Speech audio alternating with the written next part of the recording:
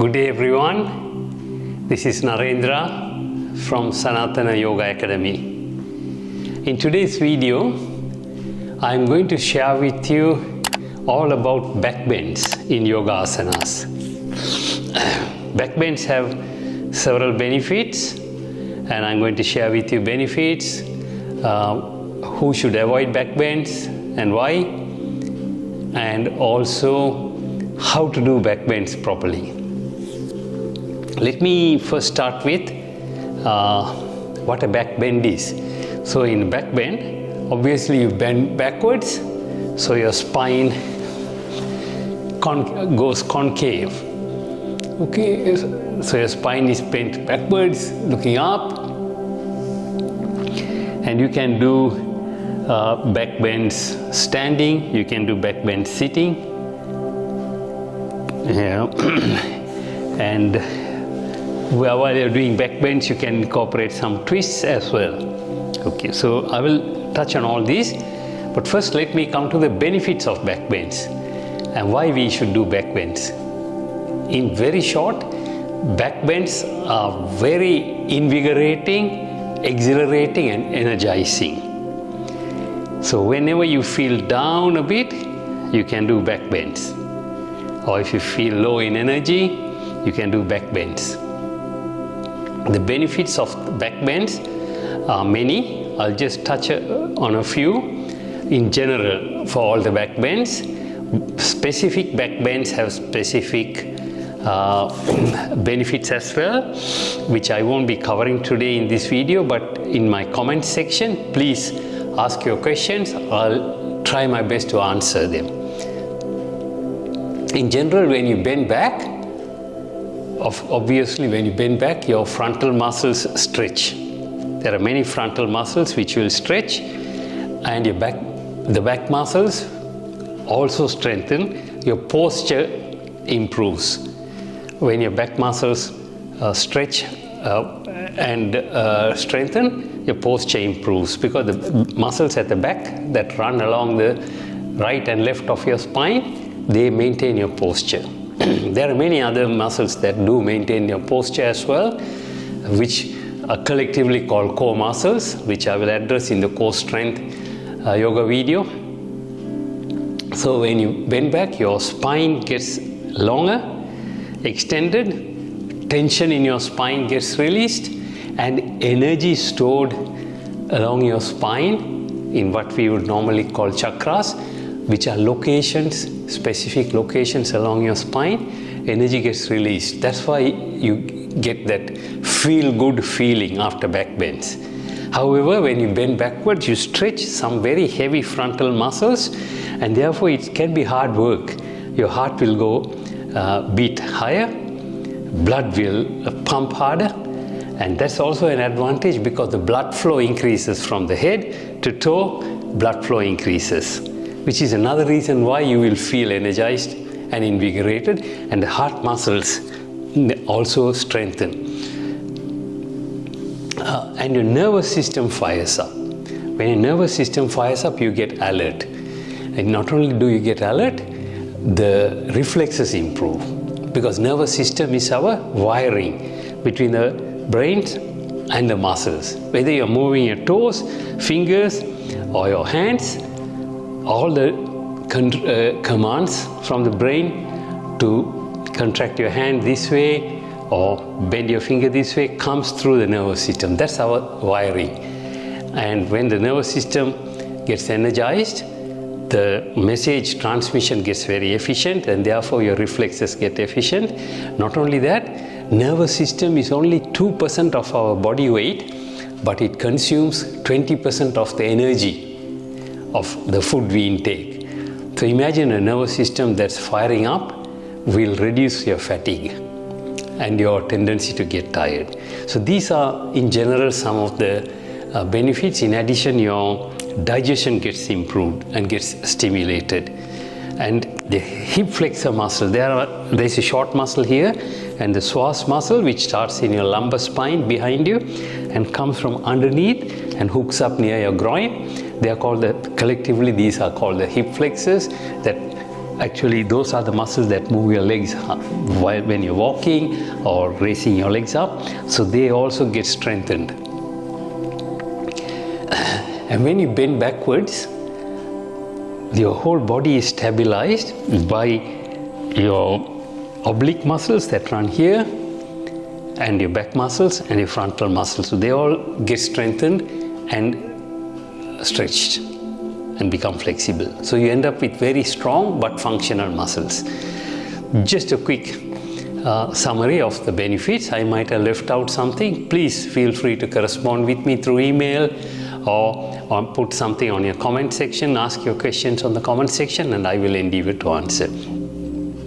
Having talked about the benefits, now I want to also share with you in general who should avoid doing backbends or be careful when you're doing backbends.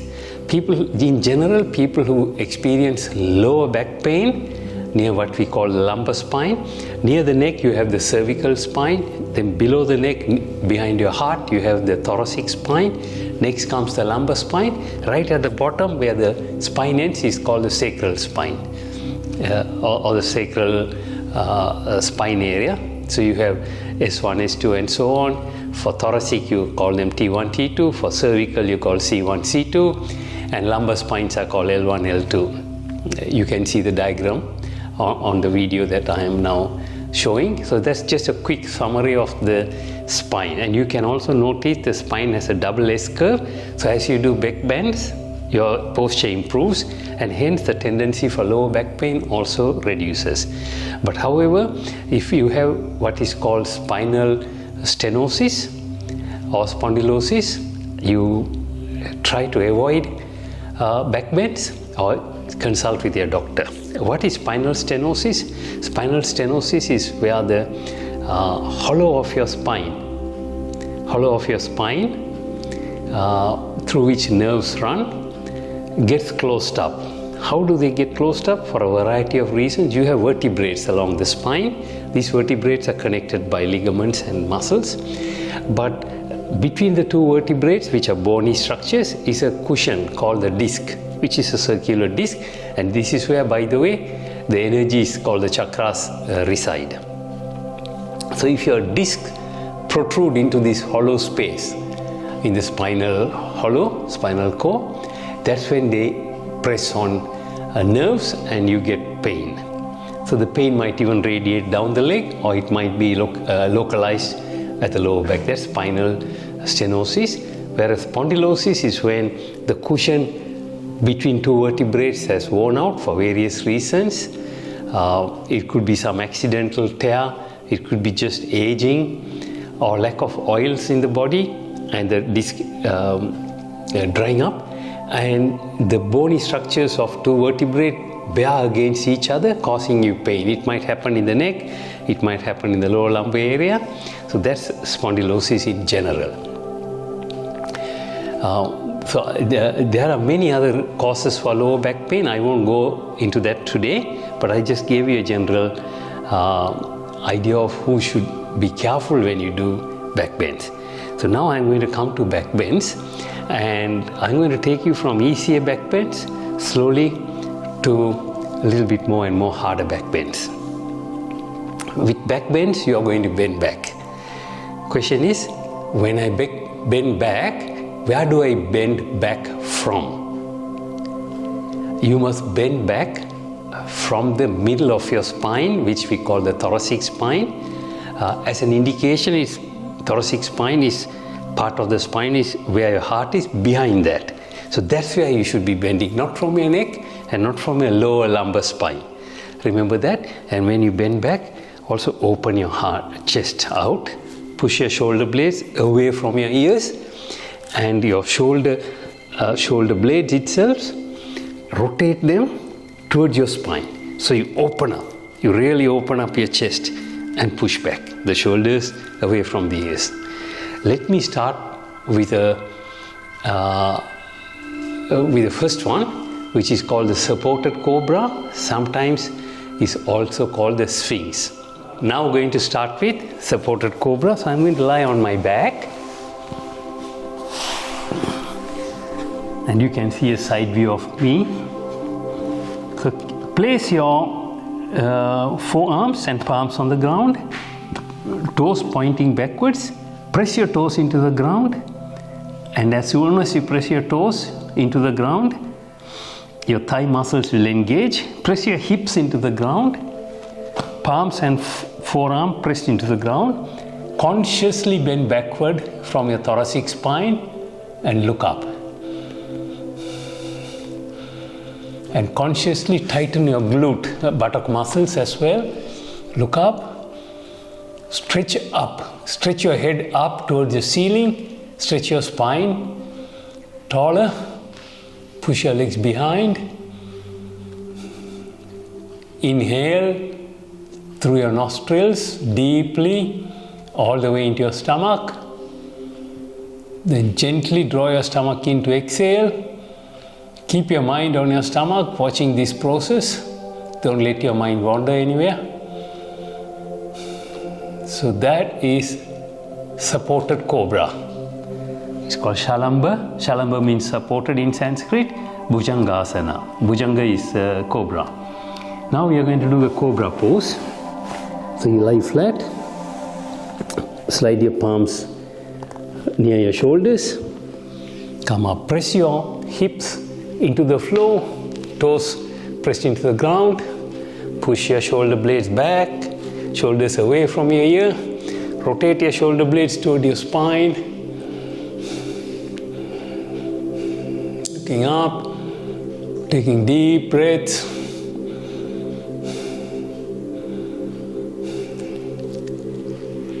That's cobra. Maintain each position for 5 cycles of inhale, exhale.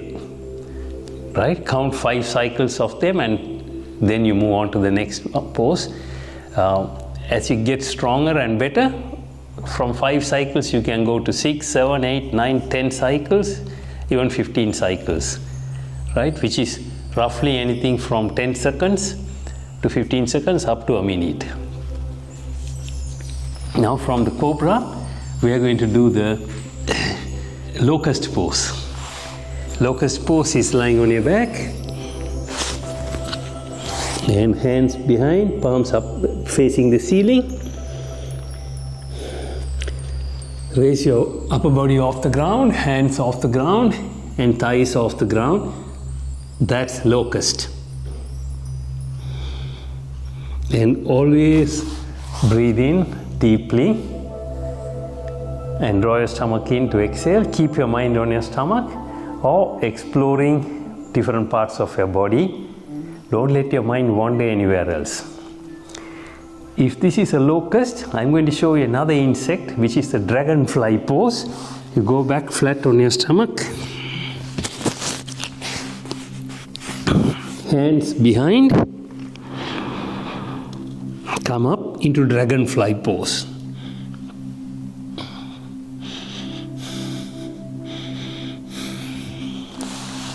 That's dragonfly. From the dragonfly, I'm going to get you onto a slightly more difficult pose. I hope you can do this. And this is bow pose. So you bend your legs and hold on to your shins. Hold tight. Inhale and come up. Bring up your upper body off the ground. Use your hands to pull your thighs off the floor. Keep your thighs together.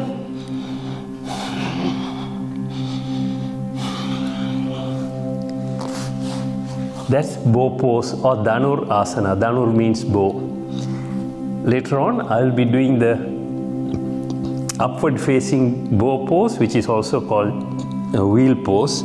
But before that, I'm going to show you the upward facing dog pose. So for that, you start like how you would start for cobra, but slide your palms towards your hips. Now you're going to put weight on your palms I want you to know how to do hand lock, which is essentially keeping your fingers spread out, pressed on the floor. Only your thumb is close to index finger. Take the weight on your fingers and the periphery of your palms. Avoid weight here. Please watch my video on how to avoid wrist pain during yoga, which is essentially explaining the hand lock in my previous videos. I also want you to watch how to breathe during yoga, which is also another previous video, and where to keep your mind while you're doing yoga, which is a very essential thing. Do not let your mind wander here, there, everywhere. Your mind should be kept on your stomach, watching the stomach coming out as you inhale, going in as you exhale, or moving around the body, exploring for pain or tightness. That's all. If you ever find your mind has wandered into the garden or workplace or family home, gently bring the mind back to here. Right?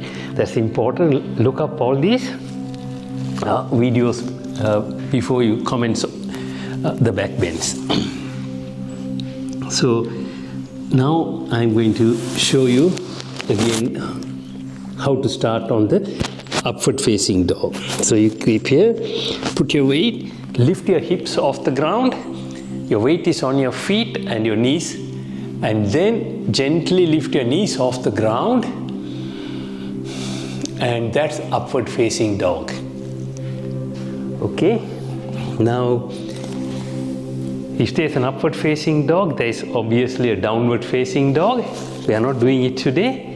We'll do it in another day, and I have actually shown that in some of the standing sequences video that I have prepared before. When I do my own personal yoga, I go into upward facing dog from the cobra pose. So those of you who want to be a bit adventurous and feel a bit strong and energetic, I will show you how to do that. I go into cobra first, palms near my chest. I come up in cobra, then just like a dog that wakes up and stretches itself, I pull myself forward and come into upward facing dog. You're most welcome to try that. So now I'm going to go on to camel pose. Right? I hope you can see me fully on the side. Okay, so now fingers, toes pointing back. Gently feel your way down and place your palms or fingers on your heels and bend over backwards and push your pelvis forward so it comes on top of the knee.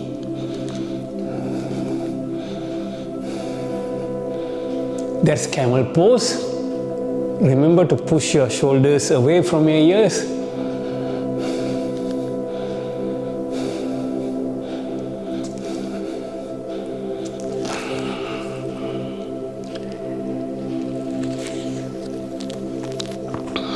So that's camel pose. Now I'm going to show you fish pose. Traditionally, the fish pose is done with the legs crossed in lotus. And lotus pose is where you keep your feet on your, you keep your right foot on your left thigh and the left foot on your right thigh. And this is the fish pose. And then you come over and gently lower your head and stand on your head, fingers holding your toes and pulling your feet together, elbows resting on the ground. You're standing on your leg and you have initiated a back bend called the fish pose or Matsya asana. If you can't do what do you call Padmasana or lotus pose, doesn't matter. You can cross your legs and do the same thing, or you can keep your legs straight and get into fish pose. Okay. Now I'm going to do the cow pose, which is not very difficult. So you stand like a cow. This is called the table pose. Your knees are under the hips, not too close, not too wide, under the hips. So your knees are kept hip width apart. Your hands are in hand lock mode, carrying weight on your fingers and periphery of your palms. Push your stomach down to the mat and look up like a cow and inhale. When you're in this pose, imagine you have a tail here, and that's actually your tailbone. We do have a tail, but it's a very short, it's called a tailbone. You put that up, imagine you're putting a tail up. So you energetically move the end of your spine upwards. Just like a dog would put a tail up.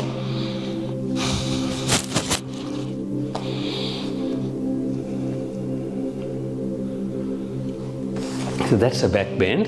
Often the cow pose is done in conjunction with the cat pose, which is not a back bend. Cat pose is actually a crouch. You could even call it a forward bend. And I'm going to show you how you go from cat to cow. So cat, push your stomach down to the mat, look up, inhale for the cow. Sorry, this is the cow, not the cat, sorry. Now for the cat, you pull your stomach away from the mat and crouch, looking down and exhaling. Then you go back into cow, push your stomach down towards the mat, look up, inhale. Then you become a cat by crouching and exhaling. Cow again. Cat again with exhaling.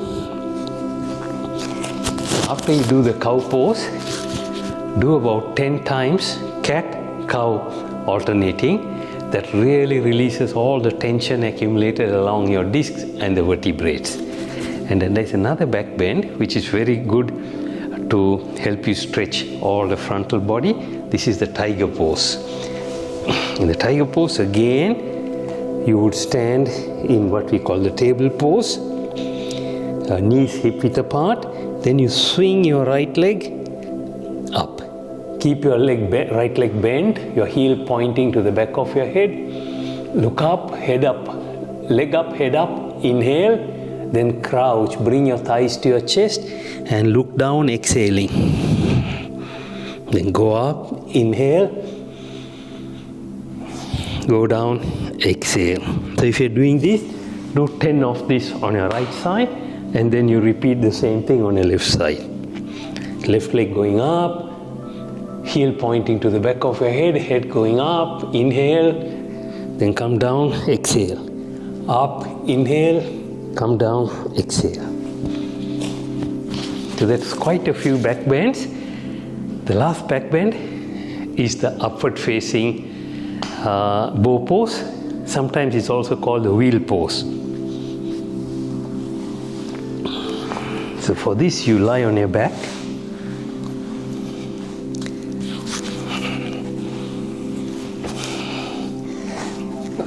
Keep your feet a little bit near your buttocks, not touching. Then place your palms near your head, near your shoulders. Press down with your feet and bring your hips up. Press down with your palms and use your upper arms to push yourself up. Straighten out your arms, grow your arms tall and long. Push your hips towards the ceiling.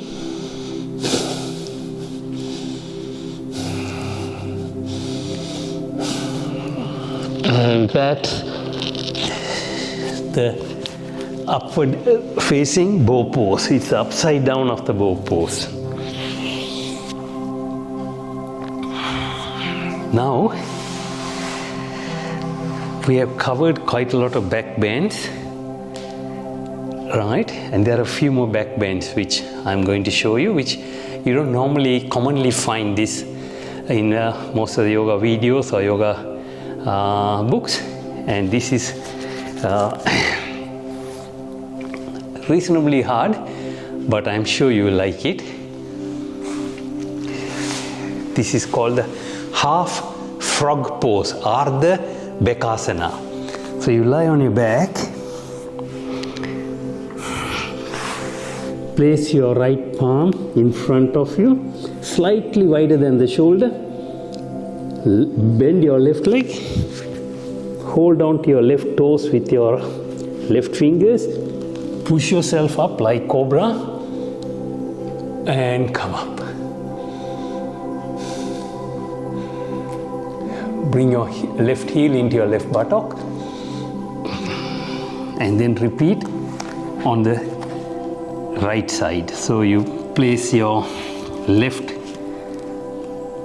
palm on the floor, left palm and the left forearm first. Then wrap your right fingers around your right toes and raise yourself up. It's called half frog pose because you're doing the right half and the left half. So in the full frog pose, you do both legs and both hands together. It goes like this.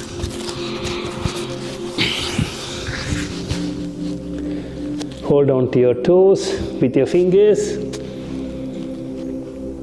Anchor yourself solidly.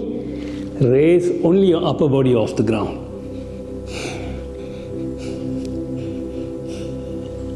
Keep your thighs together.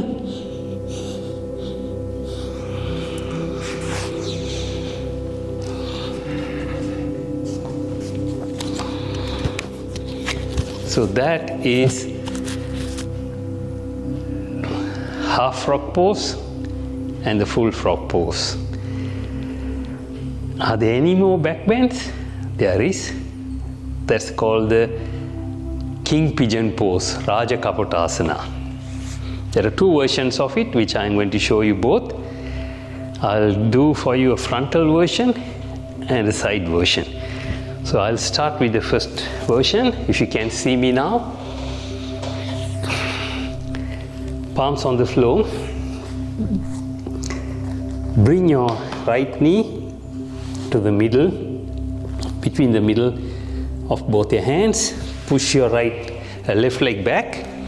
Swing your right foot closer to your left palm. Right? And your buttock, your right thigh and buttocks might be up in the air, doesn't matter. Push your left leg as far out as you can. Engage hand lock and stay here and gently bend backwards. Bend backwards and gently bounce your bottom up. Bring your bottoms up and bounce it.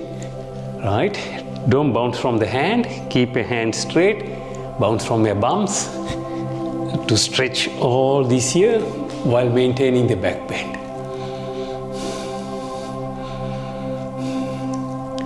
And then you repeat the same thing on your left side. Right leg push all the way behind, straight, and left knee between your hands, left foot brought near your right palm. And you stay here, bending backwards like a king pigeon and working on your left thigh muscles and the buttock muscles. Let gravity do the work. Just bounce up and down. Don't bounce this way. Keep your hands locked and bounce your bum up and down. Your buttocks up and down until they all stretch. The traditional version of doing this is slightly different. I'll show it to you. I come back here. I walk my right leg out and bend my right leg. So my right knee is still in the middle, but my right shin is on top of my left knee. Then I stretch behind and I go backwards. So I lock this leg with my left.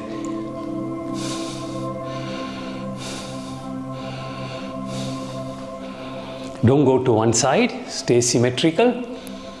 So that's the traditional king pigeon pose. After this, if you want to unwind your back bend, you can do a stretched pigeon. Coming down, down, down. I'm going to give you a side view as well, so you have a better idea of how it looks from a side view.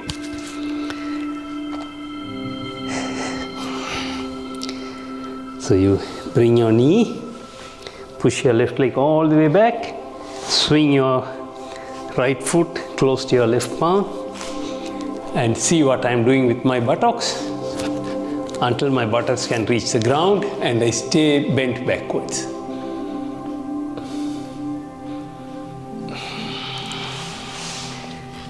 Then of course you repeat the other side. So this is the king pigeon pose, which is also a back bend. Now when you do back bends, you will see what's hindering you is tightness of these muscles. So you can work on stretching these muscles in a few ways, and I'm going to also show you now one way, which is called the Hanuman asana or the divine monkey pose. So you stand and stand on your right leg, just like doing splits, left leg stretch behind. Stay here, knee on top of your ankle, hands hanging loose beside you, bend backwards looking up, and lunge your right knee forward slightly and push your pelvis down to the floor. So it's a back bend.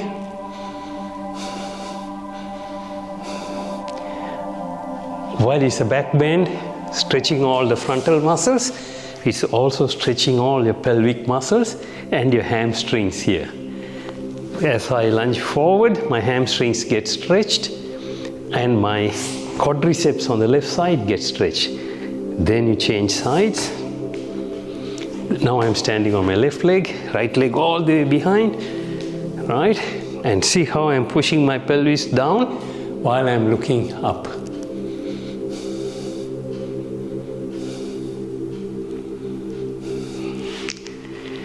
Because of my practice, my fingers are able to touch the ground. You might be somewhere here, it doesn't matter. Keep lunging forward while pushing this leg behind and push your pelvis down, maintaining a back bend. It's a very good way of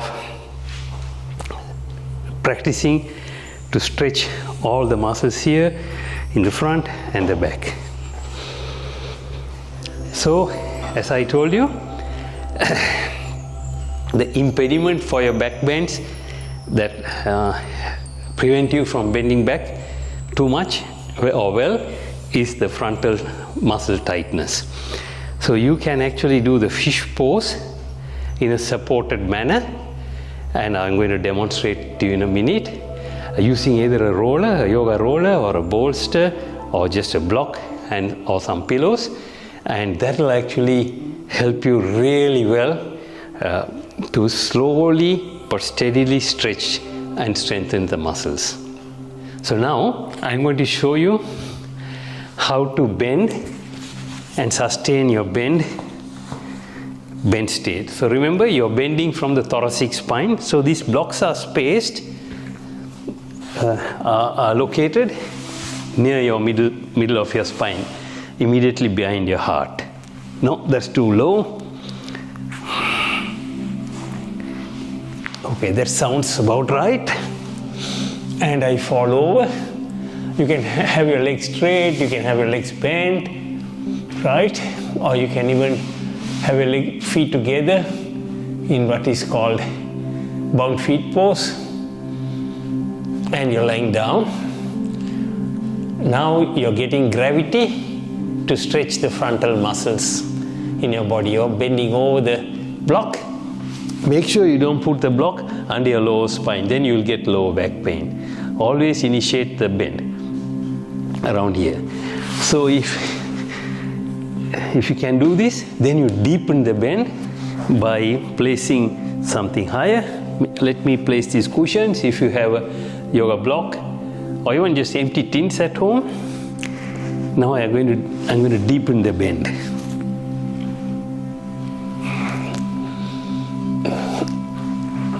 It's a bit too low. I'm coming forward. Good. As long as you locate the cushions and the blocks in your thoracic area, you will actually get a stretch in your lower back. You can stay in this mode for 5 minutes, 10 minutes, and slowly all your frontal muscles will stretch, folks.